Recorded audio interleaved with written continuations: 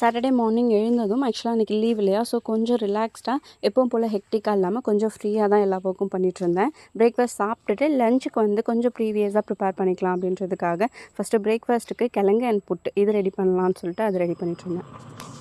Lunch prepare பண்ணுறதுக்கு முன்னாடி மாவாட்டுறதுக்காக rice உளுந்து ஊற வச்சுருந்தேன். ஸோ அதையும் சைட் பை சைடு அரைச்சிட்டு ஒரு சில ஒர்க் எல்லாமே பண்ணிகிட்ருந்தேன்.